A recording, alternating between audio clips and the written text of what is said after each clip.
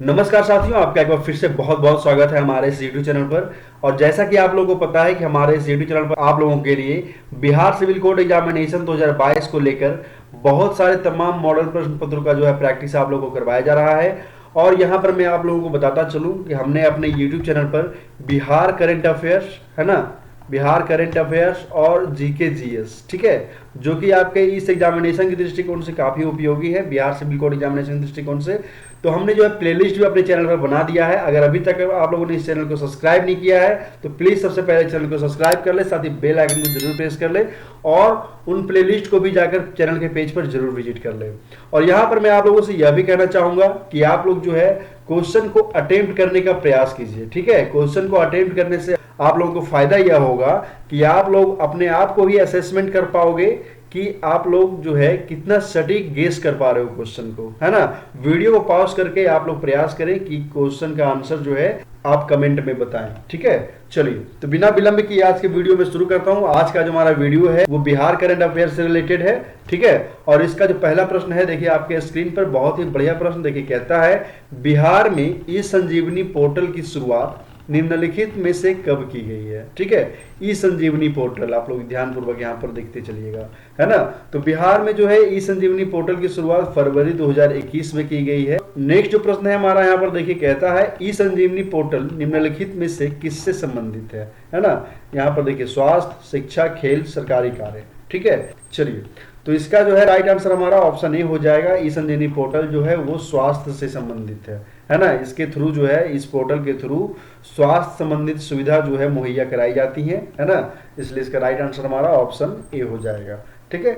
चलिए, अब हम लोग अपने अगले प्रश्न की ओर बढ़ेंगे। कहता है, देखिए, हाल ही में बिहार के हरिनारायण सिंह के द्वारा निम्नलिखित में से किस राज्य से प्रोत्साहित होकर बिहार विधानसभा में ई विधान प्रणाली लागू करने की बात कही गई है, ठीक है। ई विधान प्रणाली, है ना।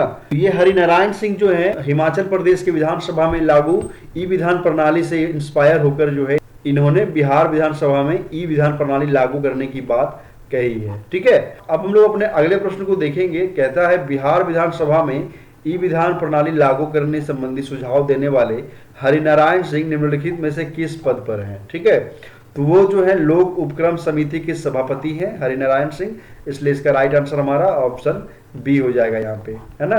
चलिए, अगले प्रश्न की ओर हम लोग बढ़ेंगे। अब कहता है, मई 2022 में बिहार में वस्त्र व चर्म उद्योग के क्षेत्र में एक हब के रूप में स्थापित करने के उद्देश्य से बिहार के मुख्यमंत्री श्री नीतीश कुमार जी के द्वारा निम्नलिखित में से कौन सी नीति को लागू करने संबंधी प्रस्ताव को मंजूरी दी है, ठीक है। तो उन्होंने जो है वस्त्र और चर्म उद्योग के क्षेत्र में औद्योगिक निवेश प्रोत्साहन नीति को लागू करने संबंधी प्रस्ताव की मंजूरी दी है, इसलिए इसका राइट आंसर हमारा ऑप्शन ए हो जाएगा, ठीक है। चलिए, अगला जो प्रश्न है हमारा यहाँ पर, देखिए कहता है, बिहार में वस्त्र व चर्म उद्योग में निवेश करने वाले इच्छुक उद्यमियों को राज्य सरकार के द्वारा निम्नलिखित में से कितनी राशि अनुदान के रूप में दिए जाने की घोषणा की गई है, ठीक है। तो इसके तहत जो है 10 करोड़ रुपए तक जो है अनुदान के रूप में दिए जाने की घोषणा की गई है बिहार में चर्म व वस्त्र उद्योग में निवेश करने वाले उद्यमियों को, ठीक है। इसलिए इसका राइट आंसर हमारा ऑप्शन डी हो जाएगा, है ना। चलिए, अगले प्रश्न को हम लोग देखेंगे। अब कहता है, हाल ही में बिहार के बिजली कंपनी के द्वारा बिहार के निम्नलिखित में से कौन से स्थल पर फ्लोटिंग सोलर पावर प्लांट लगाए जाने की योजना बनाई गई है, ठीक है। तो बिहार के बिजली कंपनी के द्वारा जो है हाल ही में फुलवरिया और दुर्गावती, ठीक है, इन दोनों स्थानों पर जो है फ्लोटिंग सोलर पावर प्लांट लगाए जाने की योजना बनाई गई है, इसलिए इसका राइट आंसर हमारा ऑप्शन सी हो जाएगा, उपर्युक्त दोनों, है ना।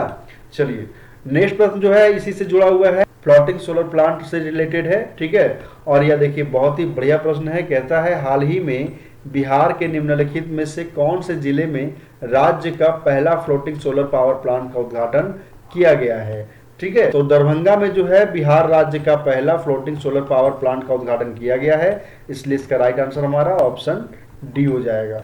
अब हम लोग अपने नेक्स्ट प्रश्न की ओर बढ़ेंगे, जो कि प्रैक्टिस सेट का हमारा देखिए 9 नंबर का प्रश्न है। कहता है, हाल ही में बिहार के दरभंगा जिले में राज्य का पहला फ्लोटिंग सोलर पावर प्लांट का उद्घाटन किया गया है, ठीक है। और आप लोगों से आप पूछा गया है कि इसकी क्षमता निम्नलिखित में से कितनी है।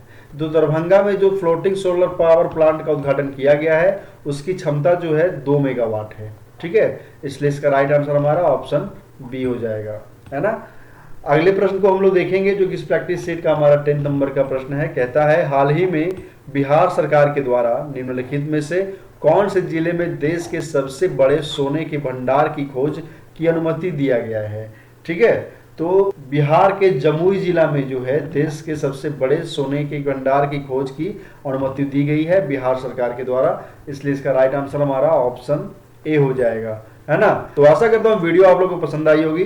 अगर वीडियो आप लोगों को अच्छी लगी तो वीडियो को लाइक जरूर करें। चैनल पर अगर आप लोग नए हैं तो चैनल को सब्सक्राइब जरूर कर लें, क्योंकि यहाँ पर आप लोगों को बिल्कुल जेन्युइन कंटेंट जो कि आपके बिहार सिविल कोड एग्जामिनेशन के दृष्टिकोण से उपयोगी हैं आप लोगों को उपलब्ध कराए जाते हैं। और आप लोगों को प्रायः जो है मॉडल प्रश्न पत्र प्रैक्टिस करवाया जा रहा है, जो कि आपके एग्जामिनेशन के दृष्टिकोण से संभावित प्रश्न है ना। और वीडियो को ज्यादा से ज्यादा लोगों तक शेयर कर दें ताकि जानकारी जो है और भी लोगों तक पहुंचाई जा सके। तो मिलते हैं अपने नेक्स्ट वीडियो में किसी नए टॉपिक के साथ, है ना।